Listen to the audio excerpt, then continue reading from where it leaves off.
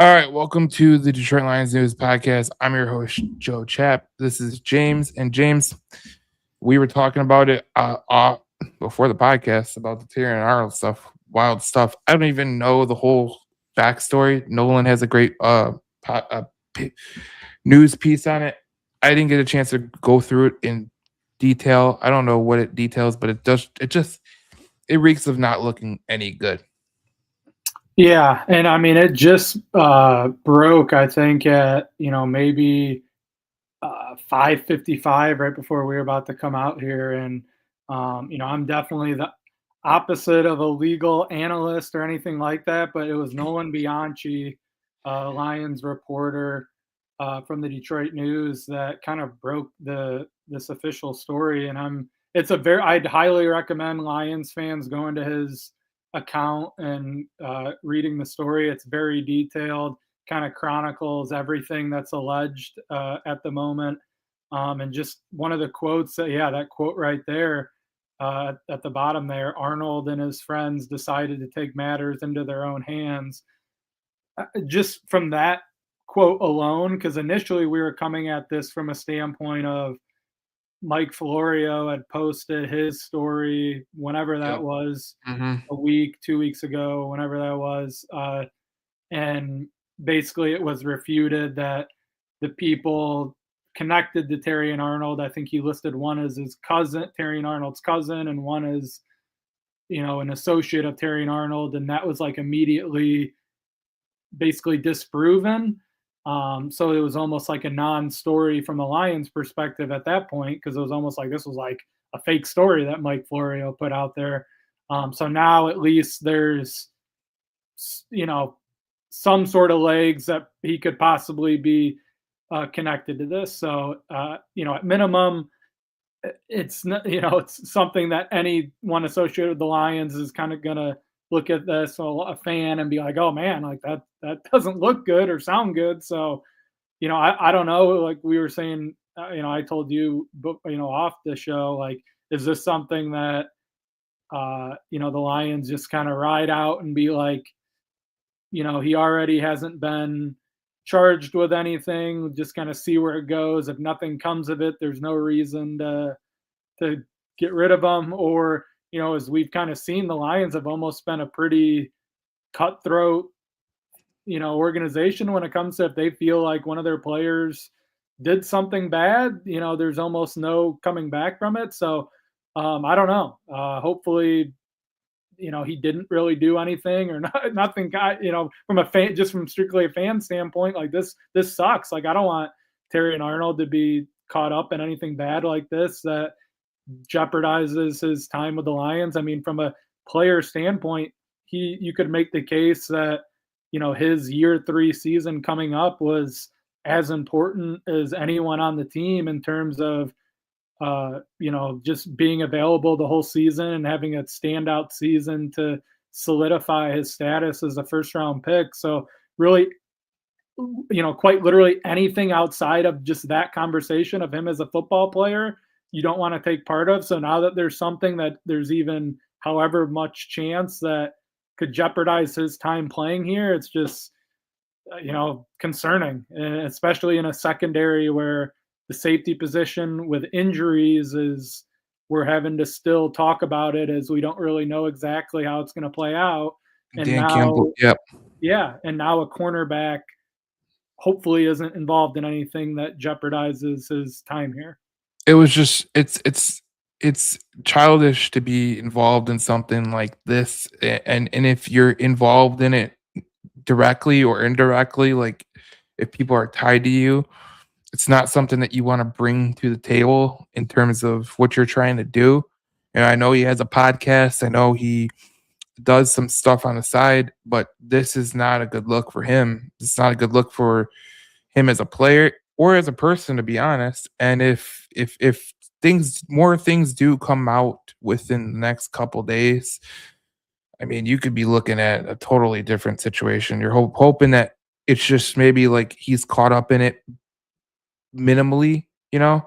He's tied to it with like kind of like Ray Lewis was tied to what And he he was tied did, to. and the story does point out how a day or two prior to this, he was, I believe, robbed of like $100,000 and a bunch of other of his items. So, Which brings up a good point that someone made on Twitter. I wanna bring this up.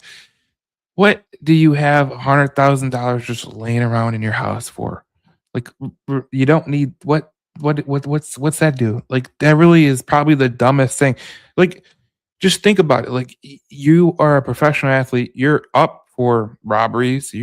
We've seen how many robberies are happening with these NFL players, from Travis Kelce to Joe Burrow to all these guys. Why put yourself in a position like that? Like, that's dumb by itself. But then you talk about the situation that potentially could be in front of him, and or he has to deal with, maybe as a witness, maybe as someone who has to take the stand eventually.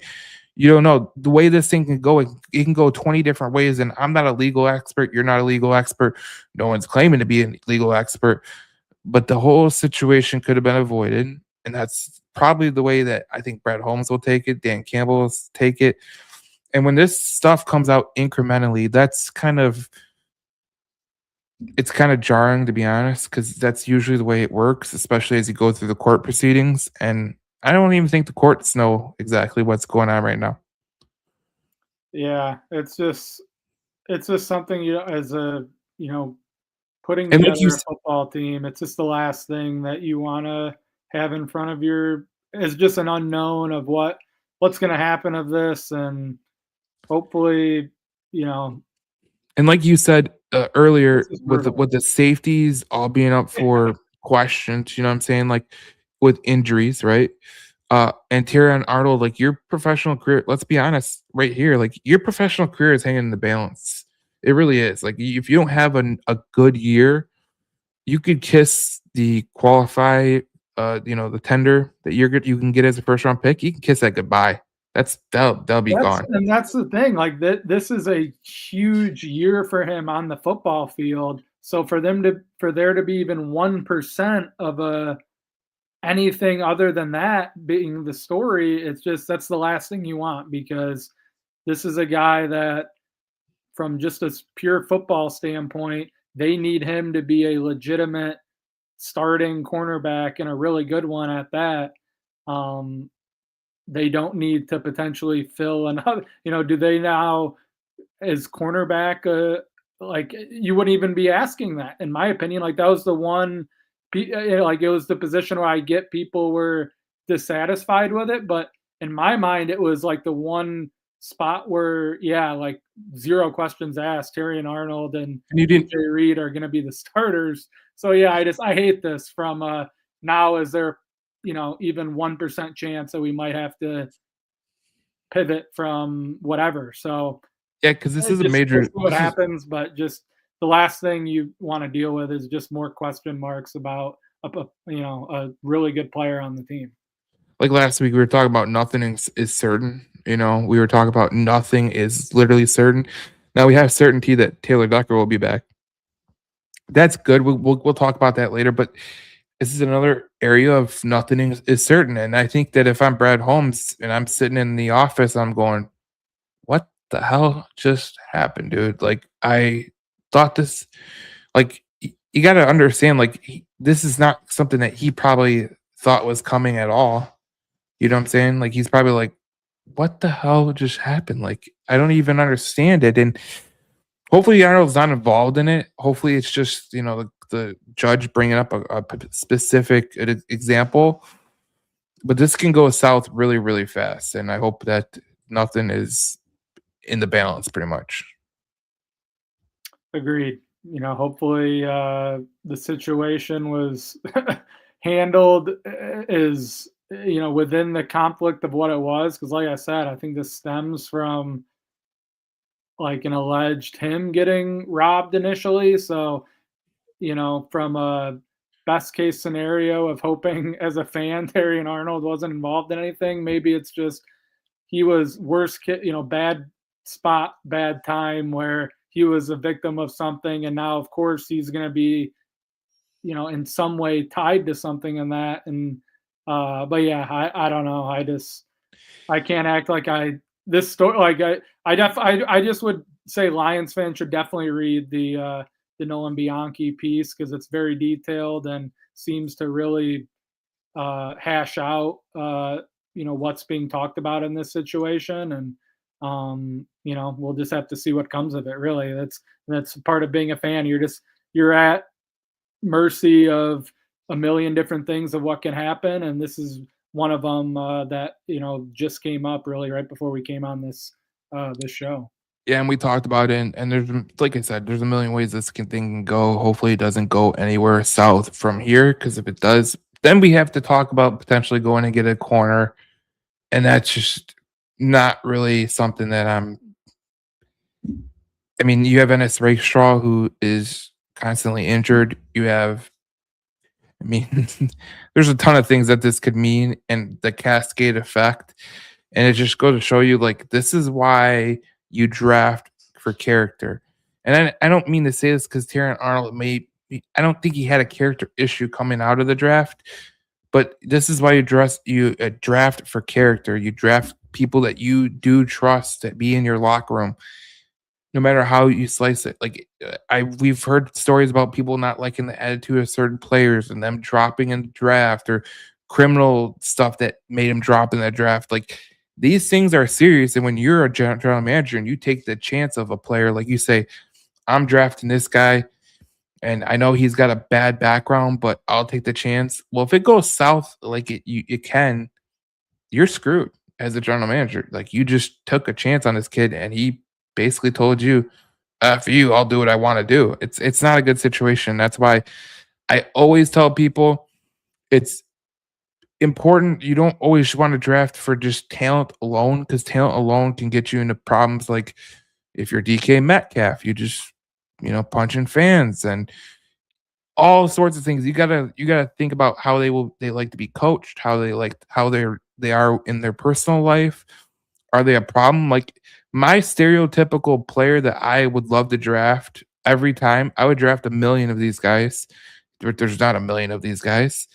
St. Brown, Sewell, Hutch. I would draft a million of them. I would draft a million of them. Goff. I would draft him too. Like, those guys are far in between. Those guys are your core guys. So that's why they're your core guys. But that's why these draft interviews are they're huge. They really are. Yeah, and I think that probably that element would this whole situation, regardless of if it's a total nothing burger or whatever happens, I think that probably does get reinforced with Brad Holmes of, I need to continue to, uh, draft people that I believe in from that checks every box. And I know that almost at this point, that's something that gets mocked by Lions fans and people like, well, we just, you got to get better players and all that. Well, that's a quick way to, lose a player like that. So, It, fans always think it doesn't matter. Like, the culture of the player that you're bringing in doesn't matter. But tell it to Steve Eiserman of the Red Wings when he picked Seider, when no one's even thought Moritz Seider would be a top 5 draft pick. He didn't even have a profile on NHL.com. Okay, it just goes throughout. Like, these general managers, they're not going to make these. They're not going to make a stand on someone that they don't believe in. Like, they just won't. And then there's a possibility, if you bring this kid in, who's to say he doesn't go rogue and just says, screw it, I'll do my own thing. I won't listen to the coaches. I won't get better. Like, the reason that you have the success that you have is because of the players in the room. Like I said, if I could draft a million of those Amon-Ra St. Browns, I would. I would be like, I would run the key card up, man. That's the way it goes. So, I don't know. You got any last closing thoughts on this whole situation? There's not no, really detailed. So I hate that we even have to bring it up, and it was good to, I think, lead the show with it because unfortunately, it's when anything comes up with this right, wrong, or indifferent, and it is a starting caliber player, it's just the last thing that you want to have to talk about. So and hopefully, like you just beyond even a football thing, hopefully, this works out for everyone involved because really, this isn't something armed robberies, kidnapping, and all these other words you're hearing about this. This is the last thing that people should be interacting and dealing with. And uh, you can't let it, like you said, it's unfortunate that it even got to this point that a group of people are dealing with a situation like this. And it's unfortunate that Arnold's tied to it in some way. We don't know which way it is.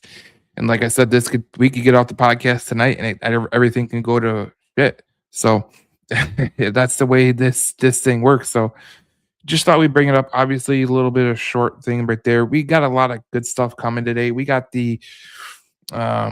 Taylor Decker is returning. We'll talk about that momentarily. Lions in Germany. I want to get your thoughts because obviously you're a season ticket holder. I want to get your thoughts on losing a game. We'll talk about the combine meetings, so their meetings, the football grades that came out. Um, we were told they weren't going to come out. They did. Lions had a lot of good grades, except for one category, which he's no longer here. So I think it doesn't really effing matter. So that's how it goes right there. And then we got the combine meetings. I got 3 players that the Lions met with that I am really intrigued by. We'll get to that, but we'll start off with the Decker stuff. Obviously Decker is coming back to the Detroit Lions, and James, I think me and you talked about it multiple times here. Decker coming back is probably the best case scenario. Now I listened to Valeni and Rico and all those guys, and they mentioned Braden Smith, who ironically has missed more games than Taylor Decker. So do your research. But Taylor Decker coming back. I'll give you a little my quote. Obviously, Dan Campbell talked about it with the media and said, look, we're gonna have to bring in someone regardless because Deck is, he's been injured, And I look at it like this. Decker coming back is a good thing for Detroit because it opens up a spot where, look, you don't have to go get an offensive tackle right away. You know what I'm saying? I think that's the major thing. Now you can go get a guy in the second round. Maybe you could hope that Giovanni Manu develops, which is a long shot at this point. Or maybe you just draft one in the first round that comes to you anyways. And you go in the second round, you get Nadeem Tucker from Western Michigan. Whatever the case may be, you could do that. And I just think that there's multiple ways this can go. Obviously, with Decker coming back, it gives you a little bit of clarity that you don't have to replace a tackle because that would be a huge portion of the season. And we talked about it on this podcast before. You going on a list of free agent tackles, not great. It's really not that great. And you go down the draft, there's a lot of guys that are not starting right away. And we talked about it on this podcast too. Like the 3 tackles drafted last year were top 10 in pressures last year. So even if you draft a guy, it doesn't mean that he's right away he's going to hit the ground running.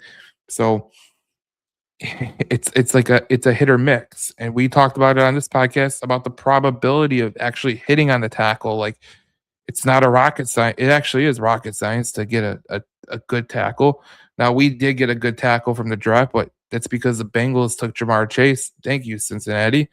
But it took like a little bit of dumb teams in front of us, like the Dolphins and the Bengals, for us to get Sewell. So it just goes to show you, like, it's not an exact science. And as Lions fans, we should know that because, before Decker came in, we had Backus, which he was pretty decent, but he wasn't like this all-world guy. Decker come back, at least he's going to give you what he can give you. And he's a leader in the locker room. And if you have to develop a guy and you have to wait a year for him to develop, cool, you can afford that. Yeah, and I know this is almost like a hot button topic, and Taylor Decker's performance in general has always been one that I think, even though it's never been a situation where it's like, oh my gosh, the left tackle's getting burned. There's always been this wide-ranging spectrum, it feels like, of, oh, Taylor Decker's playing really good, or oh my gosh, he's terrible. And like when this news broke, it almost was like not even viewed as a good thing from Lions fans from what I saw. And it's just interesting. I know TJ Lang, I know he works for the Lions, but he'll, he's has said negative things before. I think his opinion on offensive line play uh, is somewhat to take notice of, and he's thought the last couple of years Taylor Decker has played really well. The one thing I would say is, one, I think there's just a wrong stereotype or wrong just uh, opinion, like baked in opinion that we can't really rely on Taylor Decker from a health standpoint. I mean, I think he's played 14 or more games each of the last 4 years. I think it is. I might be having my numbers a little bit off, but he's had like 2 seasons where he's gotten hurt, and even in those seasons, I think he's played 8 or 9 games. He's basically plays an average of like 14 games a season, which in a lot, and that's with a lot of those games at the start of his career where it was only 16 games instead of 17. So, and then even last year, I think the number was 14 that he played, and one of the games that he missed was the last game of the season where I think he would have played if the Lions were playing for anything. So, yes, he probably won't. There might be a situation where he's not practicing a ton. That wouldn't be an abnormal situation for an offensive lineman, but just to the point of I don't really think it's the reality that it's like, oh, like the likelihood is Taylor Decker is probably going to play 7 or 8 games. No, he's probably going to play like 13 to 15 most likely, and that's not like like probably most linemen will miss a game or two. So um, I think it's a lot easier to get. That's another position where it's a lot easier to get worse, kind of like quarterback. That quote that Brad Holmes has had, where it's a lot easier to get worse at that position. The idea that in this free agent class, we could, like you said, Braden Smith isn't some slam dunk. He has missed a lot. Like injuries is the big thing with him that you'd be concerned with. This wasn't a great class. Like to the point where I remember a couple weeks ago or last week when I was talking about, is the sign of the report of, I think it was Daniel Jeremiah saying the Lions were looking after tackles. It was almost like, oh, like, does that mean Taylor Decker's gone? Because you start going down the list, it's not like some great list. And then, I'm even fine if they take a tackle even in the first round, but I wouldn't be going in with it with the idea of, even if Taylor Decker was gone, it'd be like, oh yeah, like the tackle at 17 is going to be a big upgrade over Taylor Decker, who even last year, all injured the whole season, was like, you want to rank him like 14th or 15th best in the league. Like, okay, Yep. that's probably where he was. The idea that a rookie offensive tackle would just automatically be better than that, he'd probably be noticeably a tad worse. So, hopefully, this can be a best of both worlds where you draft I think that's still very likely they draft a tackle in the first or second round. And you don't have, maybe they can have him be that sixth guy where they can still get him some reps as a sixth lineman, or you do have maybe a game or two where if it's a versatile guy, maybe they play a game at guard or whatever, they do play a game at tackle or two. I think it's still likely that you're going to draft your tackle of the future, but now you're looking at it where it's like, okay, our tackles are secure for this season. I think even if you're saying Taylor Decker's the 18th or 19th best tackle this season, that combined with Penei Sewell, I think you're still feeling decent about your tackles. From all accounts, you're going to have to address center, which I think they're going to do in free agency or a trade. And then you just got to shore up that left guard spot. And I think you feel good about Ratledge taking another step this year. Even with as bad as people say Taylor Decker played, here's the reality. Um, Even if you take how many pressures he had, which was 33, which was the highest on the Detroit Lions, you take it and you look at Trent Williams. He had 40 pressures last year. Okay. He's one of the best tackles in the game. Deion Dawkins, 42.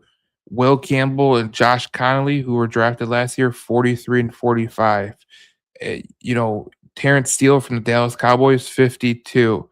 Um, Kelvin Banks, 46. Orlando Brown, 46. What I'm trying to say is like everyone could look at Taylor Decker and you have to go to 29th. You have to go to he's tied for 29th in pressures. He's not even in the top 5. He's not even top 15, not even in top 20. You have to go to those. And then if you want to say, "Oh, well, he gives up sacks." Well, he didn't even give up that many sacks. If you look by sacks, I mean, he gave up less than Rasheed Walker, who is going to get paid a boatload this year. Matter of fact, Rasheed Walker had more pressures than Taylor Decker by a lot. So, I mean, even if you take the games that he played, Rasheed Walker played 17. Decker had 4, 3 less than Walker. Obviously, he missed 3 games. Even if you play the pressure per game, Rasheed Walker still comes out ahead. So people that were claiming for Rasheed Walker, I mean, it's not like you're going to get a finished product, and he's obviously going to get paid this year. Some stupid team is going to pay him stupid money when he's not even worth the money he's getting paid.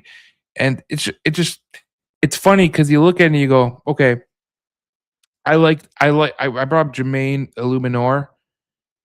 I mean, even if you want him, he had 14 freaking penalties last year. 14. 14, which is insane. That's the highest in the league, but no one's even close. And like you look at Taylor Decker, and you have to go down the list. Like I can't. He's not even on the first page. Oh, there he is, 44th. He had 5 penalties. So look, everyone could sit here and they could say, "Oh, Taylor Decker come back is a bad thing." I saw some stupid people on Twitter, which I mean X, which is a total cesspool of idiots. I seen some sports reporter who asked the dumbest questions in the world. Is Taylor Decker returning to the Lions actually going to hurt the team? How? How? Explain how it's going to hurt the team. Like you got to explain yourself, and not only explain yourself, but explain yourself in a way you go, if Taylor Decker comes back, he's going to be terrible. Okay, well, last year was a terrible, one of his worst years as a pro, and it still wasn't even terrible compared to the rest of the NFL. Like, I think a lot of Lions fans, I think a lot of Lions media, I, I, I truly, especially some of the guys that are just totally nitwits, I don't really think they watch football because half the league needs an offensive tackle. Like, that's just the reality. Like, go look. I mean, the Jacksonville Jaguars, who they were a surprise last season. They were a surprise last season. They had their Walker Little had 50 pressures. 50. Houston, their tackle had 49. Like, you don't think that they're trying to get better at the tackle position? Tackle is hard, man. Like to get better at that position is like, all right, if you want to get better there, go ahead and try. I mean, half the league needs a freaking tackle. Half the league. Like that's just the reality. Like it's so funny. Like it makes me wonder, like, do these people actually watch football outside of Detroit? That probably not. Because if you watch if you watch a Super Bowl, like Will Campbell was a first round pick, and people were penning him to be like Lord Campbell, he's the next Penei Sewell. That was actually a headline, by the way. And he was terrible. Will Campbell had not he was 10th in the league in pressures, 45 pressures. He gave up 9 sacks and 9 penalties. Cool. You want that? Will that hurt you as a team? Probably. I mean, even Taylor Decker, as bad as he was last year, as bad as he was, he didn't give up 9 sacks. Taylor Decker gave up, let me see where it is. Taylor Decker gave up 2 sacks on the whole season. 2. 2. So if you think you can get better, if you think this is going to hurt the Detroit Lions, I want what you're smoking. I really do want what you're smoking. I think that you're a clueless nitwit that doesn't watch football outside of Detroit. And I think that you don't even pay attention to statistics. I don't think you pay attention to nothing of the sort. So that's my thought. Because these people, they reek of, I don't know what the hell I'm talking about. I just spew into the X verse. I spew into the social media my stupid ass opinion, especially some of these podcasters. Terrible people, not good, terrible. They're not good at what they do. They don't do any homework. There's one in particular that he asked some stupid ass questions at the news conference. It's like even Dan Campbell was like, "Dude, shut up! Like, just leave me alone. Like, what are you talking about?" It's hilarious to me. The whole thing is hilarious to me. Like, does it hurt the Lions that Taylor Decker comes back? No, I just went through all the statistics. Like he was injured last year, and he still had a better freaking year than majority of the tackles in the NFL. I think there was 30 or 40 that were ahead of him. That's half the freaking league, dude. Yeah, I mean, that was a great little segment you just went on there. But yeah, no, I mean, I'm with you on this. I mean, I'd go down with the ship on this opinion that I think it was a good thing that Taylor Decker's coming back. I'm w- I'm gonna give him the benefit of the doubt too that he just had I wouldn't even say he had a bad year, and he was the most injured he's been by far. It was the I worst think year he that is he's had gonna. in his career. That's what it was. It was the worst year that he's had in his career, and it was he was uh what someone say? He basically was in pain every time he went on the football field. All right, kudos. He's still better than half the league, better than the rookies, better than guys like who are going to get paid like Rasheed Walker, Trent Williams, Spencer Brown from the Buffalo Bills, Deion Dawkins from the Buffalo Bills, Alaric Jackson from the LA Rams, Will Campbell. Like, just everyone needs to just do more research. How about that? It's a real hard concept to understand. Like I know it's very hard to research something instead of like just spouting off your dumb opinion. But the reality of the situation is like just look at it. Statistics will tell you everything. And if you watch the Lions, you know. But if you don't watch the NFL and you're like, "Dude, Taylor Decker sucks, it's gonna hurt the Lions." Bogus.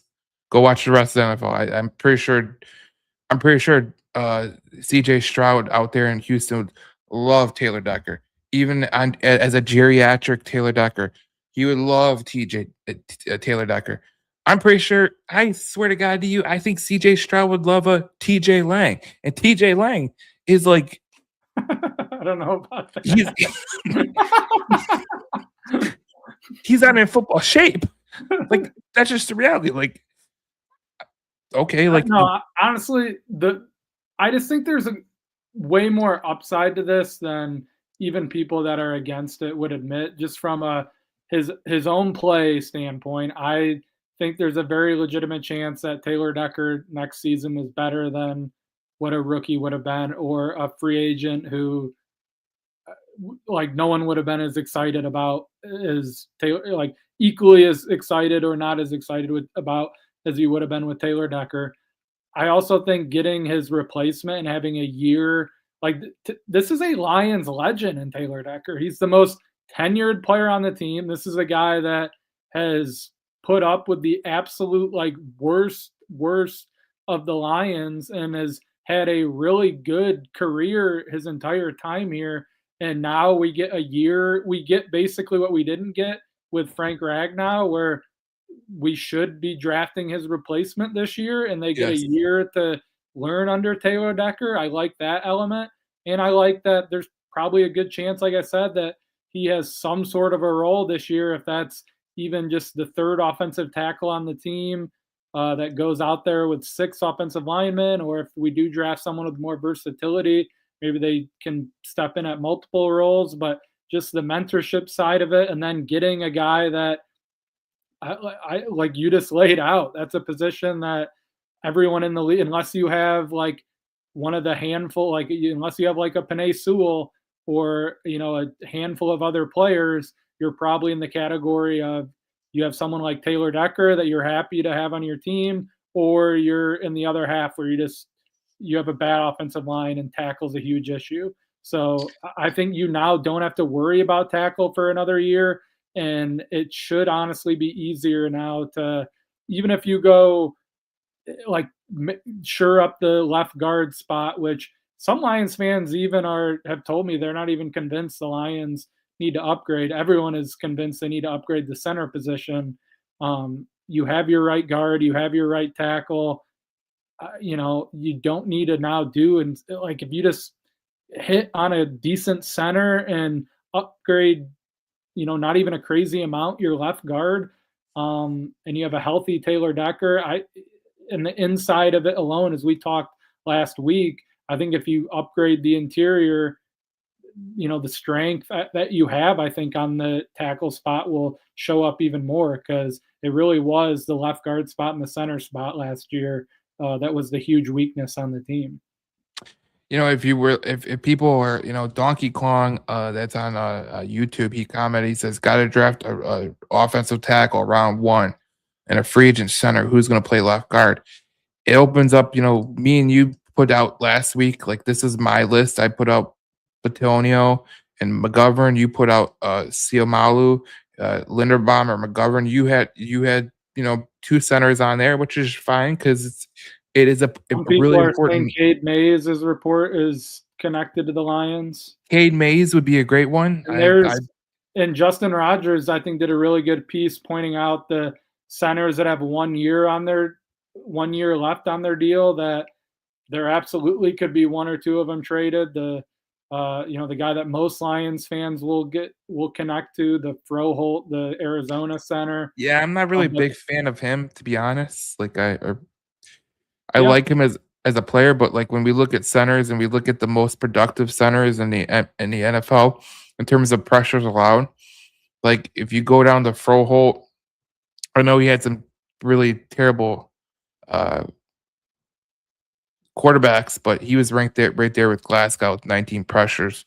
So, I don't know what you wanna do, but if you look at, like, well, guys like yeah. I mean, if you don't like him, I think there's Brewer, Aaron Brewer. I think there's a couple of guys that would be, especially if you're not getting, maybe the top 3 or 4 in free agency, you might have to get creative and I trade for even one, look at a guy like especially if the cost is for one of these guys that the first 2 that I just named, the cost is probably going to be a third or fourth round. Like Froholt might cost a fourth or fifth round pick. yeah. If that's what you have to pivot to as a last case scenario, I still think you might be in a better spot than you were last year. But there's options out there in free agency and through trade, I think. There was another center that's available right now. It's Tyler Biadasz because he was, released just 19 minutes ago from the Commanders, and that would be an interesting one too. Because if you look at Tyler Biadasz, I mean, obviously last year he came back off injury, wasn't as great as he was, but he is a younger guy, so that's potentially an option too. Um, but I look at Cade Mays, I look at Ethan Pocic, who I was gonna mention, when you were on your what you were saying, even Connor McGovern, like Ethan Pocic, he has a connection to Drew Petzing, so there is something to kind of monitor. I think that if when you look at the what Donkey Kong was saying in the comments, I look at guys like, okay, you look at a guy like Ione, Vega Ione from Penn State, really good player. You could potentially lock him in, lock in Ratledge. You get a center. You have the interior of your offensive line really nailed down.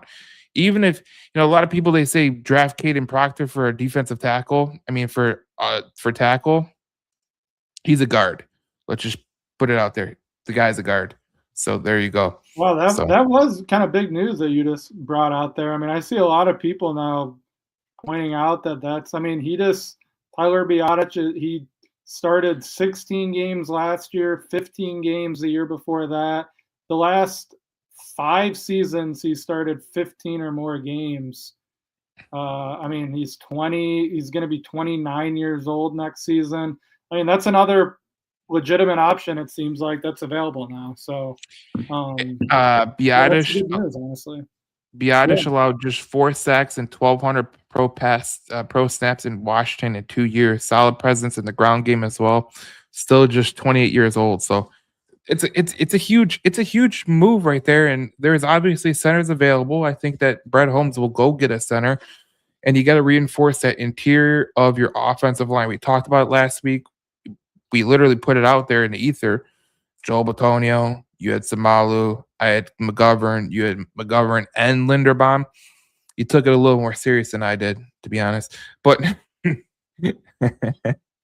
just didn't think they were. There's some good. They could easily get a guard that would be a huge upgrade over to what they had last year, and I don't think it would. Even if you don't go at the top of the top 5 top 5 guards that will sign, like there will be a that's almost is the exact profile that you can get a guy on a 1-year deal for not a expensive contract that wants to go to a winner and be one of the 1 to 2 additions on a key unit, the offensive line, to hopefully engine this team back to the playoffs. So center obviously is a more premium position, and you want to really get the absolute best fit that you can possibly get. And maybe they still view Christian Mahogany as their left guard of the future that they want to go with. But I really think left guard is just such an easy position to upgrade. And we talked about, you just mentioned the Penn State kid. If they want to go the free agent route, it would be very easy to do. I pointed out just right before I got on this show, I thought one of the big key takeaways that I had from Brad Holmes talking to the media at the combine was it wasn't like some clear, like, yes, he said this, which means this, but he made a couple different comments about how basically drafting a center, like having a rookie center would be very difficult to do, and getting someone that has previous experience playing center is like a night and day thing in terms of development compared to bringing in a rookie or someone that hasn't played center in the NFL. So I feel like to me, center that was is one. almost like he's saying, yeah, like I need to either sign or trade for a center that has played center in the NFL, and we need that on our roster next year. I feel like center is a position that you don't want to draft. And I think it's very clear why you don't want to draft him. Number one, the speed of the game is different from college. Like the speed of the game is a lot different. The leadership that you have to be as a center is huge. And not only that, the communication, like as a rookie, like you don't communicate well, right? So like guys like Jake Slaughter who are in the thing, there's not many guys that you would put in right away, like the start, right? So that's how it is. But this kid Ione from Penn State, listen to he's a left guard, pure left guard. He's played. His highlight tape is like crazy. They line him up all over. He's doing all this motion. He Yes, would be he's like, great at like all these pulls and everything that the Lions want to do. I honestly would be really excited if I don't think they're gonna pick him honestly, but I would love it. I'd be so excited if they did. and the reason that he kind of matches what the Lions really look for. Here's his last 2 years: 0 sacks, 1 hit on the quarterback, and 20 hurries. He's played left guard every year. He's played a majority, but he did swing the right guard in 2023 and 2024 for 135 snaps. Good in the run game, good in the pass game. Obviously, when you give up 0 sacks, you're pretty good. He played a tough schedule this year with a lot of good pass rushers like Ohio State, Indiana. He played Oregon. He played UCLA. He played some good pass rushers. So again, it goes to show you like there's ways you can get around it. And I think that this, Taylor Decker coming back obviously helps Detroit look towards other positions that might be of need. And obviously, when we talk about the positions in need and we talk about, the combine, the combine meeting tracker, you look at the combine meeting tracker, they obviously met with linebacker Terrion York from Texas A&M, Anthony Hill from Texas, Deontay Lawson from Alabama. Now he's a Sam linebacker. It's interesting because Deontay Lawson can rush the passer with a lot of good stuff. Darnell Jackson, the defensive tackle from Florida State. Jayshawn Barham from Michigan. Obviously, I love Jayshawn Barham. He's amazing. I really like him. I hope we can get a draft him. Tyler Yodemi. I'm gonna butcher his name, from Texas A&M. Akeem Massador, the old man. TJ Parker from Clemson. Tyreek Sapp from Florida, who I like a lot. Massador Delaney from LSU. Cornerback Jadane Canady from Oregon. Bud Clark from TCU. Joy Royer, tight end, Cincinnati. I mean, these meetings are going to keep going. But the three top names that I bring away from this, James, Kendrick Falk, the edge from Auburn, T.J. Parker, the edge from Clemson, and Bud Clark from TCU, the safety. And I don't know how much of TCU you watched because they are an absolutely brutal team, and I can't watch Josh Hoover. I thought he was terrible last year, but you watch the defense, and that there's this one guy that stood out. Like if you go watch some of the games, TCU versus Texas Tech, go watch it. The kid's great. It was Bud Clark, and I think Bud Clark is going to be. First of all, his comp to his NFL comp is Kirby Joseph. NFL.com put Kirby Joseph as his comp. 7 forced incompletions, which was tied for 20th in the college football. He had 4 interceptions. He allowed only 4 TDs last year. His passer rating when allowed was not great, but it could be better. Doesn't miss tackles. Has a forced incompletion rate of 17.1. He played a lot of good games. I referenced Texas Tech, but it wasn't Texas Tech. It was Iowa State that he played a great game in. But it just goes to show you, like, there's obviously things that the Lions are looking at so far, and obviously the meetings there's only going to be more meetings as we go along. Was there anybody that really you were interested in? Like, I'll put up the names again, but is Yeah, there someone that was like you're like, okay, that'd be interesting. I think I have a few takeaways so far at this point with the draft with the Lions. One, the guy that you listed first, Falk from Auburn, that just seems to be someone that everyone that covers the Lions seems to think the Lions are really connected to Mhm. him. I've also seen probably seen at least right now people would say he probably would go before pick 17. Yep. Another thing that stands out is I think this is a really good safety class. I mean, you brought up Bud Clark. I mean, obviously the headliner is Caleb Downs. The Toledo player, always blank on his name. What Emmanuel McNeil Emmanuel Warren. Warren. Yeah. He seems to be like big time rising up the draft boards. I mean, I'd be pretty surprised if he doesn't go in the first round. Yep.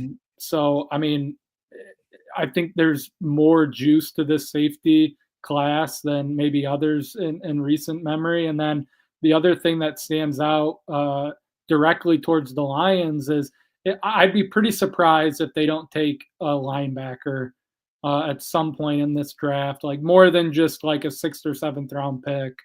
I think just the combination of probably losing Alex Anzalone and, really, that's a position that at least right now, until they change until and if, and it doesn't look like they are, change their scheme of really valuing linebacker play where they have 3 out there at a lot of times. And, even you can name more than 3 on the roster in terms of players that might contribute on a given year. I think it makes, and now with these some of the names that are coming out, and it's hard to read too much into it when they're going to kind of interview anyone and everyone to a degree, but it just seems like they have an extra interest in linebackers this year to me, and it just the fit lines up to where I could see them using I know they don't have a 3rd round pick right now, but they trade into a 3rd round pick or use a 4th round pick. I could see them taking a linebacker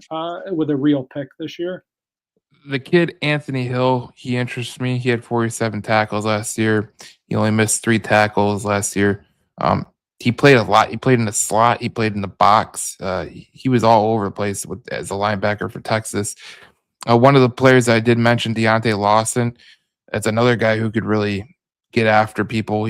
He's pretty freaking good at tackling. He had 65 tackles last year in the SEC.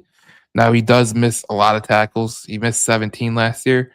So that's something to monitor. But like a guy like Jayshawn Barham, that's a guy who really interests me. I know he went to Michigan. People are gonna be like, oh, but he's a Michigan. I'm telling you right now, I'm not a Michigan fan, but he was all over the place with the Detroit line with the Michigan Wolverines, and he's just a guy that I would look at. Now I did read that they did meet with Kyle Lewis, the kid from Pitt, he's a stud. The kid from Pitt, Yeah, he's He's kind very versatile. Yeah, I he's remember I've seen him play a decent he amount. he had 2 interceptions, 3 forced incompletions. He had 60 tackles on a year. He had 75 the year before. Low missed tackle rate. Pretty good player. I think he would be interesting. But like you look through some of these guys and you just go, okay, they could be pretty damn good. I think what we're starting to see from the Lions. I don't know if you're getting the same kind of feeling, but my feeling about this is the players that they brought in. If you look at the players like the linebackers, a lot of these guys can rush the passer. So it's kind of making me feel like, okay, are they looking for a specific set? And would they move Derek Barnes to Will? Like I honestly was just gonna bring up this point of I think it's really intriguing how this all shapes up with linebacker because you gotta figure, at least right now, they're probably not bringing back Alex Anzalone. Derek Barnes, the whole experiment with playing him on the edge and uh, wanting him to be a linebacker that can do a bit of everything, that really has not worked out. So I think a lot of people do think he could shift into more of the his skill set could be more of an Alex Anzalone, and that he's a maybe a little bit of an underrated guy in coverage. Actually, if you look at some of his best rushing the passer, how he gets to the quarterback. He is kind of athletic in the open field in that he can get up from a standing linebacker position and if he's schemed up into any bit of a decent spot, he can go one on one and with speed and having a little bit more space, he can get around a guy. So I think they do definitely drastically change how he was utilized going into next year because he just simply, in my mind, can't be a guy that they're lining up on the edge and expecting to get after the quarterback because he's just not good at that. So that does open up the spot for get a linebacker that has some pass rush ability or a little bit more athleticism in that way because they have Jack Campbell who can do everything and is going to be on the field every snap. You probably are going to have Derek Barnes shift more into Alex Anzalone's role of he needs to cover a little bit more and not be right on the line of scrimmage every time. And then, can you have a linebacker that can be more of a hybrid or a guy that can, I think, probably add a little bit to the pass rush game as well? So is that a position where at 17 you can justify because it almost is like you're getting multiple different skill sets. And Brad Holmes has talked about players like that, where, I'm not just drafting a running back, I'm drafting a playmaker. Like, do they find someone that they just fall in love with that it's like, oh, I view this guy as he can help me as in the pass rush? Like everyone clamors, we need more pass rush. Okay, I think this guy can get us 5 or 6 sacks. And I also think he can be a versatile player and line up at a couple different spots, not just on the edge. So I do think that's just a position in general to definitely keep your eye on in the draft and in free agency. It's interesting because I was looking at some of the players that Lions have met with. This is Anthony Hill. He's 6'3", 238. Does that seem like an edge rusher to you? No. Jay Sean Barham, who, they obviously did look at. He's again listed as an edge rusher, but his size is 263, 243. So again, a guy who could potentially rush the passer. Kyle Lewis, who they met with, 6'1", 220. I don't think he's gonna rush the passer anyway. But you looked at like a Tyreek Sapp. Does this guy seem like he's a total edge rusher? No, he kind of does. 274, 6'2", big guy. But Terrion York, the kid from Texas A&M, this guy is again 5'10", 227. Does he seem like an edge rush? Does he seem like a guy who, is gonna play? It could rush the passer potentially. Like there's a lot of the guys that they brought in that have an ability to. They played Sam linebacker like Terrion York. I mean, he played defensive line snaps. He played in the box. Obviously, no, that's critical. But he had a lot of pass rush. It kind of what it says to me is they have a lot of identities that they're looking at. And when I look at this chart, a lot of these linebackers like Anthony Hill, Terrion York, Deontay Lawson, Barham, they're all the same size. So kind of goes for what they're trying to get at, you know what I'm saying? Yeah, and I think they've a couple times now that they haven't picked at the as high in the draft. They've had guys that they've really liked. Like I think they've liked some of these edge rushers the past couple of years. I think they really were connected to Jared Verse, reportedly. There's a number of guys that I think they like that they weren't able to draft. So, you know, I just think it's tough to project when they're picking at 17 and they seemingly do have a number of different directions that they could go in. But I hope that this is a year where they do uh, get a guy that you feel and maybe it's not an edge rusher, maybe it is more of a linebacker, but it does seem like this is a year that they would probably get someone on in the front seven that can be a real contributor to them, and just add that to the mix because that is a position. Either way, if it's a linebacker, an edge rusher, you could probably even say a defensive tackle. I just think it's a position where you can never have too much talent up front. And as we saw last year, where there were a lot of bodies that just were kind of just didn't give you much, it almost can cancel out a guy like Al-Quadin Muhammad when there's four guys behind him that did nothing. So you can never have enough talent up front, and it makes sense that there's a lot of guys with a lot of varying skill sets that they'd be looking at. It's gonna be interesting what the more meetings that come out, the more trackers that we could put on them. I bet you it will be 2 kinda slides next week. That's kind of where they're at right now. If you kinda look at it and you kinda do a deep dive, some of these guys have the same characteristics that they're looking for.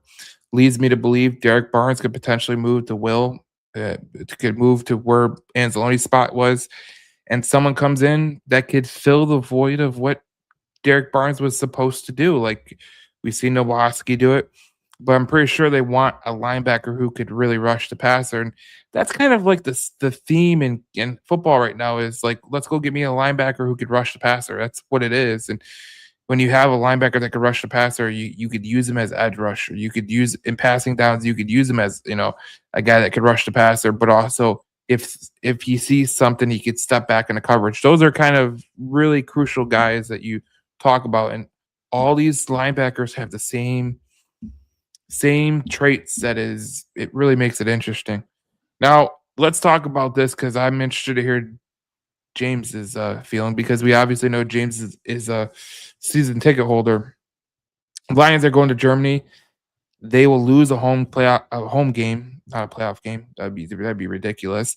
I don't think this was we were caught off guard by this. We knew that we were going to get obviously a international game, and I don't think they were going to send us to England.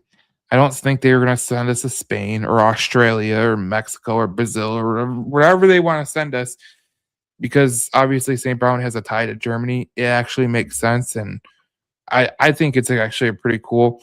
Now, there's been rumors that it potentially could be the Giants that could be playing the Detroit Lions. I thought they just played internationally. I don't know if they could if there's a rule against that, but obviously the 49ers are played every year internationally. Um, some people have mentioned the Patriots. For me personally, I would hate to lose the Patriot home game. I don't know about you, James. That would kind of suck. We were talking about the schedule. We were going to bring up the schedule. I think we'll bring it up next week or something. But when you look at the Lions' schedule this year, there's some good home games, and I think if there's one game that if I told you you were going to lose one home game, right? If I told you were going to lose one home game, I think you would pick maybe the New York Giants. Maybe. I mean, I think you would pick the Tennessee Titans first. Like I'd be Yeah, like, I'd thank. probably pick like the Titans or Saints to be honest over the Giants, but I do think it's just a rumor, but Matt Derry put that out on his show, Locked On Lions, that he has a source that told him he thinks it's going to be the Giants. We'll see if that ends up being the case. I'd be fine with that though. Like to your point, I 100% agree that it would be a bummer if this was the Patriots game. I'd like to play them at Ford Field. That would be a Um, good yeah, game to get for a um, season ticket holder for sure. for sure. And to the other point, because I Matt Derry brought this up on the same show. I will give the Lions credit because I don't remember the exact email. I think it was the one where they sent out an original email during the season because I think season ticket invoices for the following season normally go out around early December at some point. And they had sent out an email even before that saying ticket prices were not going to go up for this 2026 season. And they also made mention that the team was very likely to have one of the home games go overseas.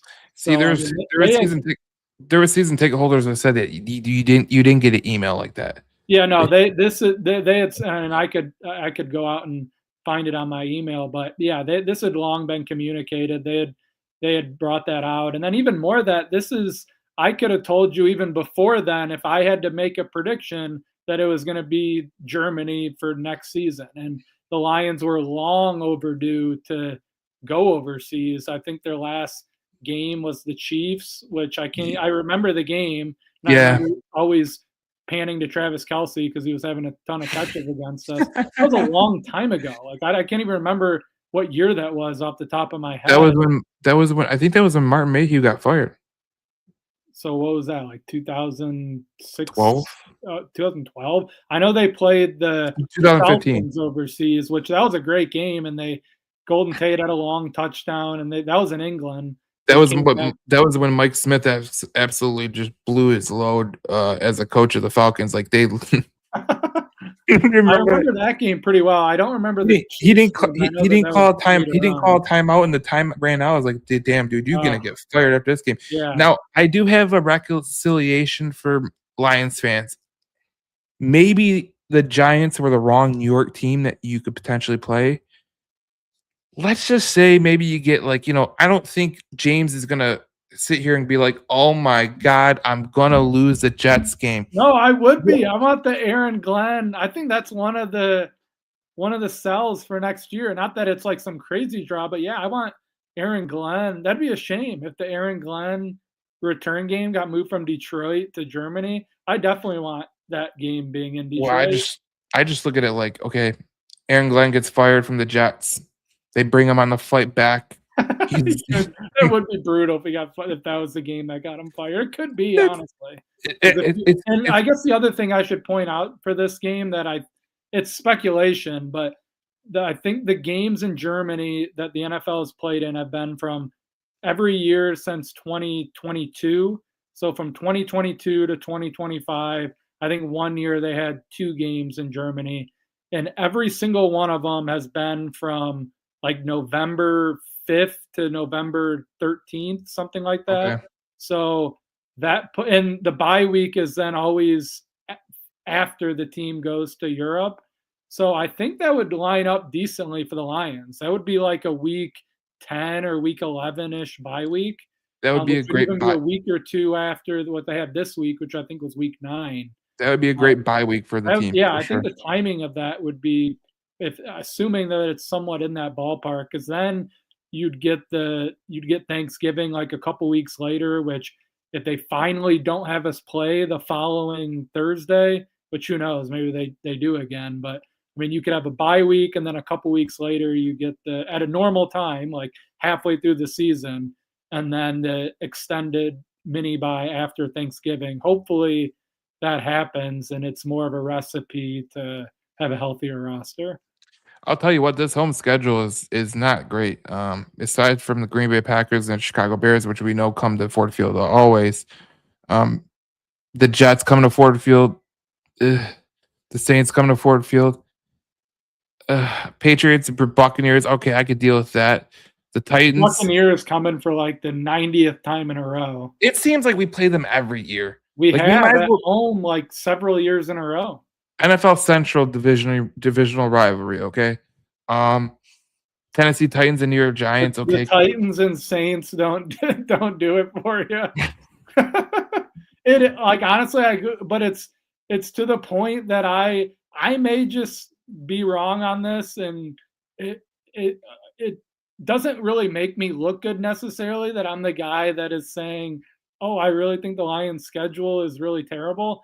But at least to my credit, I said the opposite last year, and I think I largely ended up being right. I do Yeah. think the Lions' schedule was every bit as bad as everyone projected it to be. This I schedule, can't this I this is such an easy schedule, I really think. I don't think even if it pans out to where it's like, oh, some of these teams end up being good, it's still not gonna be some difficult schedule. I mean, this is gonna be at if it really pans out to where all these teams end up being way better than we think, I still think it's a bottom half schedule and probably even a bottom third schedule because it's okay, like, let's just are let's you just really let's, thinking the Cardinals and the Jets and the yes, let's just play the game. Panthers and Do the you Titans and the let's just play the game. Do you think the Lions could beat the Titans? Yes. You think they could beat I, the Titans? yes, yeah, for sure. Okay. I think they get like really when we're playing the schedule game right now. I think you have 11 non-division games and then you have the 6 division games. The 11 non-division games, even the big opponents, and I think they stand out like a sore thumb. It's on the road. It's the Bills. Yep. Every other game outside of that is a Cardinals, a Dolphins, a Falcons, Yep. Carolina Panthers, Panthers. and then at home it's the Patriots, which to me that might be like the one stereotypical regression team where you're like, okay, yes, they went to the Super Bowl, but they had like historically the easiest schedule ever. Like I think that's at least a little bit of a regression team, and that to me is by far the toughest home game because then outside of that, it's like NFC South teams. We're playing the Bucks and the New York teams, the Jets and Giants, and then like I said, the Titans and the Saints. So I mean, Okay, like this is it's such like an opportunity for the Lions next year. The it's like schedule alone is such a big opportunity. it's like I get 2 free away games. I get the Dolphins, who are absolute ass, and the Arizona Cardinals, who are also I absolute think ass. 4 out of the 5 non-divisional road games should be like Lions takeovers, like Atlanta, Carolina, Miami, and Yep, Arizona. yep. Those are like stereotypical, not intimidating road Yeah, environments. I mean, the Falcons, they could be intimidating when they're good, but do you really think they're gonna be good if they're starting Michael Penix? No, no. So, again, this schedule really sets out from, you've been saying that the schedule sets out from. It does. I mean, And the there's fourth not many. place schedule is on some years, yes, it's only 3 games, and maybe it's not. It ends up not being like, for instance, like the Titans last year, they had a fourth place schedule, and I think they drew like uh, the 49ers. I think they got the 49ers and the Bears as 2 of their 3, which yeah, that's kind of brutal that ended up happening. But if you with how this one panned out, getting to play like the Cardinals instead of the Rams or the Seahawks and the Titans instead of the unbelievable Texans defense or the Jags, who at minimum with Liam Cohen and having a decent offense should be like a 9+ win team. And Mm, then, all these projections, some of the early like betting projections are out, and like the Giants are still nowhere near what people are projecting the Eagles or Cowboys even. So I think the fourth place schedule really, especially with some of these, with conversely the opponents, like they're playing the Seahawks and the Rams, and like I think it will work out for the Lions this year. I really do. yeah, and I think the Germany game was a certainty. Obviously, St. Brown's lineage, they were gonna totally sell that. The NFL was gonna lean into that. Like, they were gonna be like, Germany, St. Brown, his mom's from Germany, he has lineage there. Cool. It's a Let's sick venue too. The where Bayern Munich plays. Yeah. Look up this venue. I think it's like the Allianz Arena. I know it from like my days of playing like FIFA back in like the early 2010s. But this arena is like in terms of what they could play in for overseas, I bet it's one of, if not the best venue for what the NFL will play in and anywhere this season overseas. It's a world class venue. Yeah, it's gonna be cool to watch that. I mean, it's really cool to like to see them go to Germany, to be honest. Now they could have saved the money and they could have just went to Frankenmuth, to be honest, but I would like that too. yeah, that'd be a sweet play it right on the river, you know what I'm saying? That'd be pretty sick. So the franchise grades came out today. We were not supposed to get them. I always tell people when you want to see how good an organization is, just see how the players respond to, your organization. And when the Lions got graded, I mean, across the board, B's and A's. I mean, I wish this was my report card in like 8th grade, but it's not. Obviously a C minus for offensive coordinator. Thank you, Johnny Morton, for absolutely nothing. But I mean, you look at the team ownership A, general manager A, head coach A, team travel B, special teams coordinator who James hates A, defensive Love that. coordinator B, strength coaches, position coaches, weight room A, training staff B plus, training room A minus, locker room A, nutritionist A minus, food and dining area B, home field grade B minus. I think that's because of turf and Yeah, treatment that's of the turf. Yeah. families is B plus. Look, I always tell people, uh, you know, people ragged on Chris Illich because they did locker room. Uh, they redid the locker room at Comerica Park. And people were like, "What does that do?" Well, it does a lot. It really does. And if a player feels comfortable, if it could sell more free agents to Detroit for the Tigers or the Lions, go for it. Like I remember back in the day, remember when we had the Joe Louis Arena? There was literally people who were going to come here as a Detroit Red Wing, and they came to Joe Louis and they were like, "Absolutely freaking not, absolutely not." And that's why they had to get a new arena, and that's why you see all these teams getting new stadiums here, here, here, and the real new stadiums like the Lions, right? That's 2000, but it's so big and open that they could redo it constantly. Little Caesars Arena, it was built so they could redo it constantly. Jerry World, where the Cowboys play, they've redone it 1,000 times to get it better, more technology, all that jazz. It's the way of the world. And you see the Buffalo Bills, they built that new beautiful stadium in Buffalo. Tennessee is going to be building a stadium. I think they're already starting. And the Chicago Bears, they might move to Indiana to get a new stadium. I do like what an absolute joke. I'm sorry. I have to comment on that. I've No, go ahead. anyone that tries to tell me otherwise, like I'm sorry. I just think that's an absolute joke. Any example that you're gonna give of the like really the only one that you can give me that at least is somewhat comparable is the New York teams playing in New Jersey. Right. But like, I'm sorry for the Chicago Bears to move out of Chicago and into Indiana. I don't care that it's only 20, 30 minutes away. That is a complete joke and what a total shame if that ends up being the case. And all for the sake of basically it's a better business plan for the owners. Like, you're really going to defend that as a Chicago Bears fan? Like, I would be absolutely furious if the Lions moved Move to to like Toledo. Windsor or Toledo or wherever just because it's more convenient for the owners to build a new stadium there. Like, I can't believe, and like, for as much as like they're a rival and everything, I think the Chicago Bears are one of the most handful of iconic brands in the NFL. Like, for Yeah. them not to be in Chicago or in Illinois, like, I just think that is unbelievable. And it kind of seems like that's what's going to happen, it is what it looks like.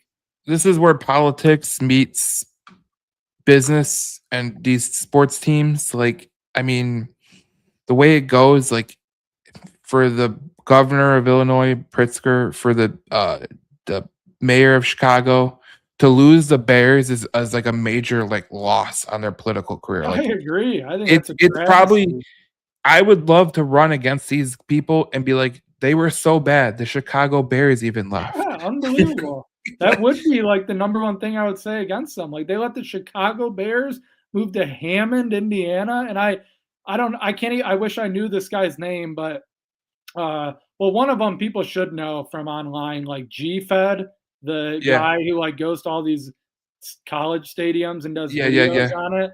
He I don't know if it was a collaboration or what, but some guy that he knows went to Hammond, Indiana, and the one guy is like a big Bears fan, and they posted like videos throughout the day, and then the one guy did the Bears fan did like his recap video of what he thought, and it was like 15 crying emojis, like total joke, like this absolutely cannot happen. I can't believe an NFL team would move here.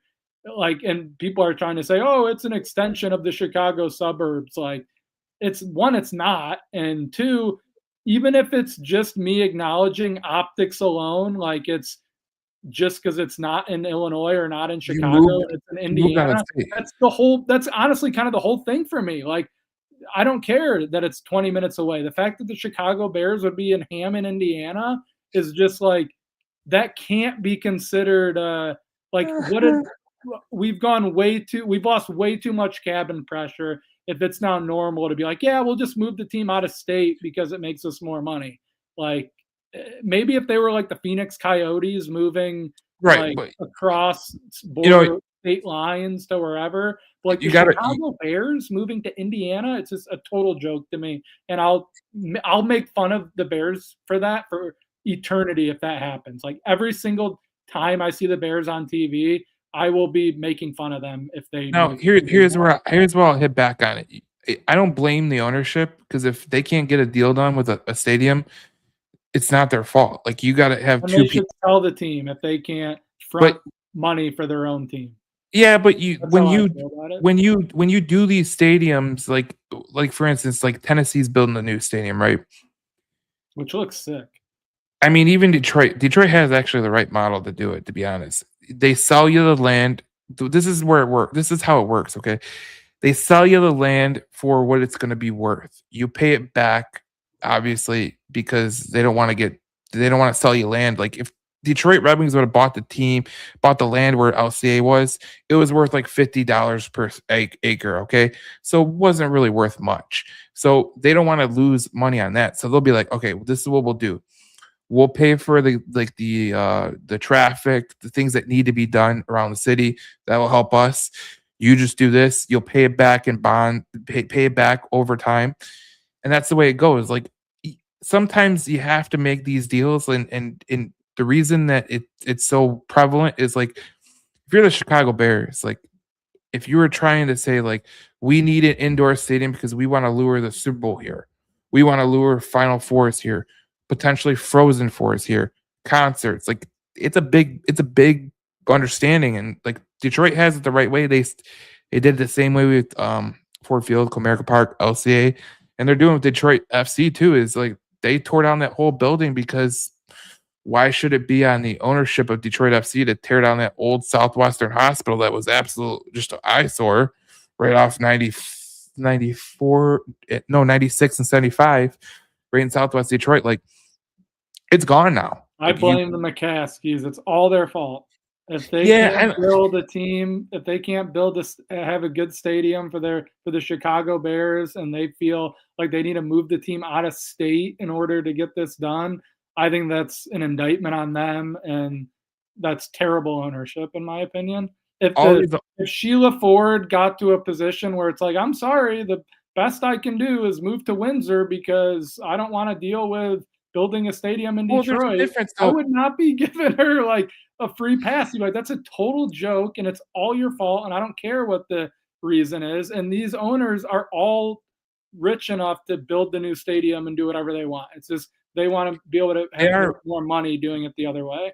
they are rich enough, but the problem what it becomes is like who pays for the upgrades, the traffic, the infrastructure around the stadium, in the stadium. All those things have to be ironed out, and that's why it's such a big understanding. Like, I think the one that really got me the other was the Buffalo Stadium that they're building. the whole county is on the hook for like $320 million.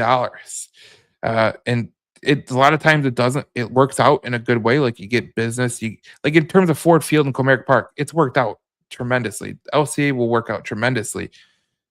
For some cities, like it doesn't make sense, but for Chicago Bears, like Well, those Chica- ones too, like where they're just building it already where it is, like I assume that's a pretty big part of it. Because at least with the Detroit ones, like you were moving from like Auburn Hills and Pontiac into downtown Detroit, where like yeah, that just naturally is going to bring an incredible amount of business compared to those cities where there's not nearly as much around them. But if you're just like the Bills where or the Titans where it's literally just building it right next door, you're not adding anything to the community. You're just spending a crap ton of money to build a new stadium.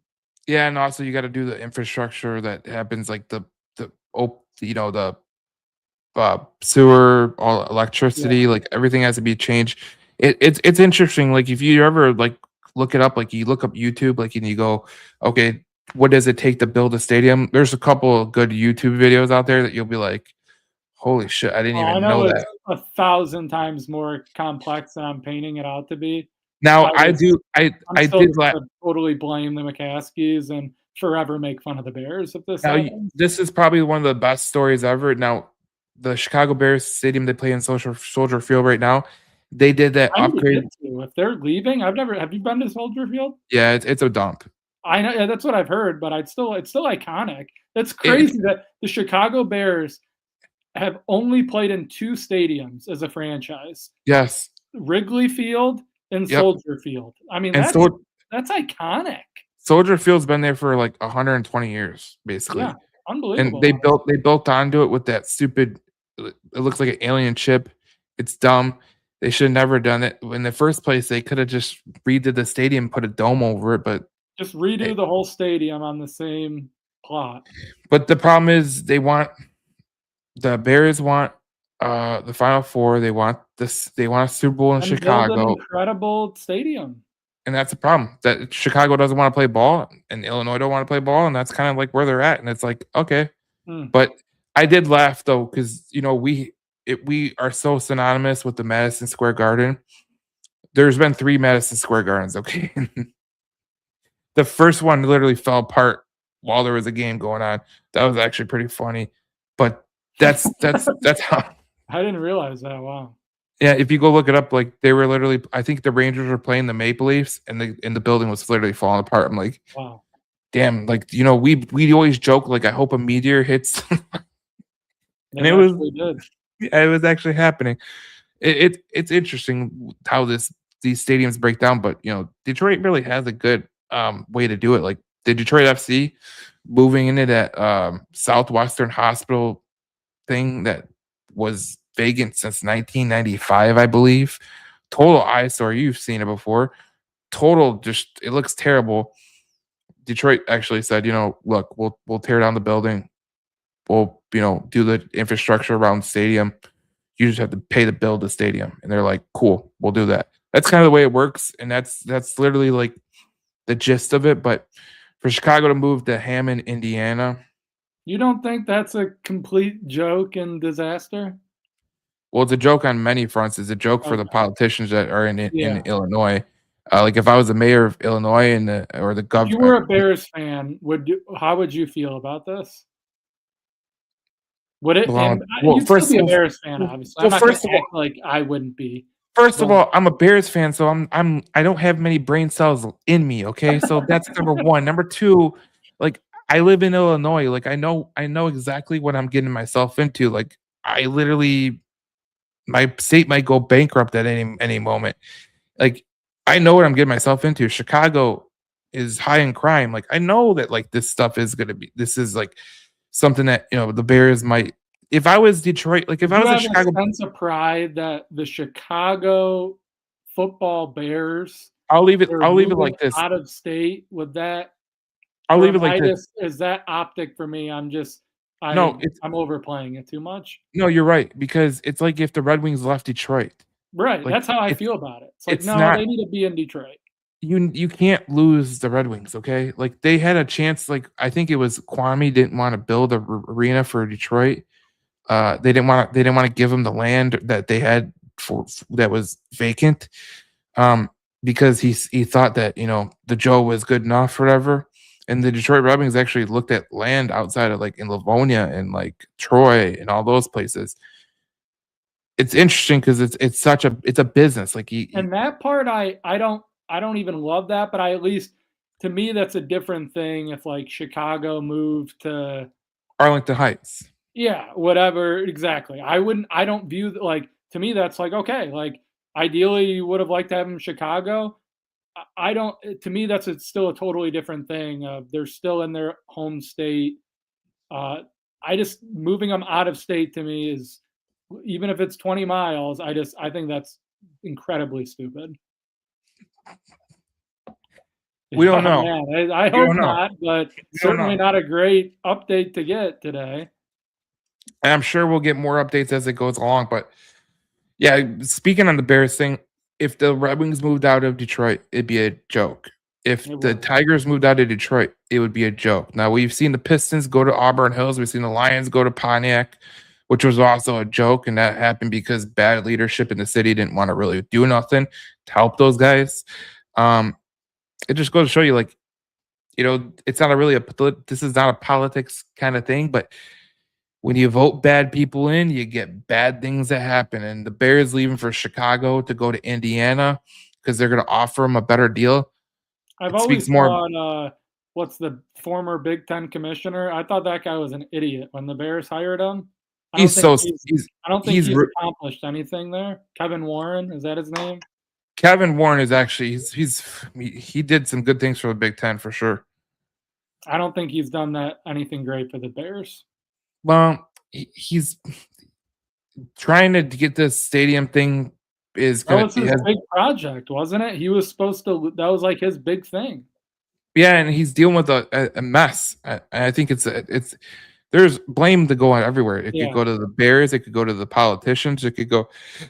And then if you're Indiana, you're like, dude, come to Hammond, Indiana. I It's a have total. nothing I It's think they're geniuses in all this. They capitalized by getting the Bears into their home state. I even think if that's an okay, even if they incredible don't get move. the Bears, just saying that we were about to steal the Chicago Bears is like enough to like for that governor. He's probably gonna A good play that move. like I almost stole the Bears. Yeah, Like no, it's a good move. it's just there's so many layers to it. Like it's not just like one layer. Like it's hilarious that Chicago might leave to go to Hammond, Indiana. My opinion. I think it's a joke. Number one. Number two. I think it's absolutely just disgusting for the politicians that are in Illinois that you're going to allow this to happen. Like make a deal. Like just who cares? Like keep them in Illinois, even if they're not in Chicago. Keep Yeah, them I have in no if Illinois. they went to Arlington Heights, I would not make fun of them even 1%. I don't view Even that as even that big of a deal. Yeah, it's like, what makes it even worse is about Chicago Bears is, like, the whole stadium thing is hilarious because what did Chicago pay for? They paid for the new Northwestern Stadium, which is in Evanston, Illinois. Like, the state of Illinois has paid for it. Like, they paid for a portion of it. So you're gonna pay for Northwestern, which is a bottom tier Big Ten school, but not the Chicago Bears? They should go play at the makeshift Northwestern by the lake, Oh, yeah, with the like big heads. 2,000 capacity stadium. I view that as less of a joke than this, moving out of state. I think the Chicago Bears, for a majority of they've been known as a cheap franchise, number one. Uh, and Soldier Field is a total dump, number two. And like Chicago is like I've heard it is very like, it's not in a convenient location no, it's in a terrible in terms of spot too because it's accessibility and you a gotta bunch take of things you right gotta take around it. buses and trams, and then you don't know what you're dealing with. Like we in Detroit, we're really lucky that we have the stadiums that we have because around the leagues in terms of like God, if you're a Chicago fan and you got to go to Soldier Field, like it's a historic venue, no doubt about it. But ugh, like at least in Detroit, like you can go from the Tigers game in September to go to the Detroit Lions game, or you can go to the Red Wings game. Like it's really great to do a Pistons game too. Like you could do that, but this it mainly focuses on the Bears want a Final Four and they want a Super Bowl. That's what it all comes down to. All these teams building indoor stadiums, they're building it for a Super Bowl. That's what it is. We need a Super Bowl back in Detroit. I imagine we will get one. It's gotta be Yeah. somewhat close to happening. I imagine we will get one. We just got the Final Four, and Rod Wood was all Frozen Four too, right? Frozen Four. So it's gonna be great, but we'll see what happens with all that. But man, we talked about a lot in this podcast. We talked about Decker. We talked about the Germany game, the franchise grades, as we said, all A's except one C, and that was because of John Morton's an idiot. Now, we didn't touch on the is edge a clear priority. We'll hit on that next week because it'll be like a long conversation. We kind of hit on it with the combine meeting tracker. We'll have more combine meeting trackers next week. And next week when we meet, will be a week from free agency. We'll be in that tampering window, James. We'll be in the tampering window. I'm just gonna say, like, that we're at the point now where it's like, I should be. To me, the interesting thing is free agency, and you're very close to the tampering window in itself. And then, even when you're 2 or 3 days out, I think the rumors will be going crazy in terms of who's gonna go where. Yeah, it'll be interesting. And as always, subscribe to our new to YouTube. We're trying to build it up. We've got the 50 subscribers. We're on our way to good things because 50 subscribers in like a month is pretty freaking good. So that is what it is. You can just hit that QR code right there. You'll be good to go. But it is what it is. Now, there's not much for us to really say. You can get this podcast wherever you get your podcasts: YouTube, Apple, Amazon, Spotify, iHeart. We're even going to be on Odyssey in a few weeks. So if you're on 97.1, you get sick of those some of the people on there, you could just listen to our podcast, and we'll have more podcasts, especially during the season. Maybe during free agency, we'll break in if there's some big free agent news, like if the Lions just went out and said, "Screw it, we're going to trade for Max Crosby." Yeah, we'll probably be going live at that point. All right. So good podcast, James. We talked about a lot. We made fun of the Chicago Bears and Chicago Bears fans. That's always a great thing to do. They're kind of nitwits. And first of all, let me just say this. I talked about it earlier on the podcast about how the X people are like the worst, and you deal with them a lot because you're on Twitter all the time, which you got to follow them at Section 344 Lions. Which I'll post the link below. I'll post it in the podcast notes too if you guys are. But I gotta tell you, the one fan base that really pisses me off on X, hands down, there is no one close. Actually, there is someone close, but they suck this year, so it even makes it better. The Bears and the Maple Leafs. That's it. Two fan bases that absolutely are annoying. I didn't even really get a real taste of when I really started to get online with the Lions like 2-3 years ago, and the Bears just really weren't that good. But this year, and they had a good year, so they obviously were loud. But yeah, this was kind of an reintroduction to what Bears fans are. I'll take all the weird Vikings fans who are weird. Packers fans. Honestly, I think Vikings fans are weirder than Bears fans, in my opinion. Well, consider the source, okay? That's number one. And they cheer for the Vikings, like it's like whatever. Like that is most of them are weird, especially. I think the fan base I really like on X is probably the Packer fans. They're pretty cool, but besides that, no. All right, we got to make fun of all. I can't say anything good about any fan base. Who am I kidding? We got to make fun of all the fan bases except the Packers. We'll see you guys in the next podcast. We'll talk more Detroit Lions football. I'm Joe Chapp. That's James. And we'll see you in the next one.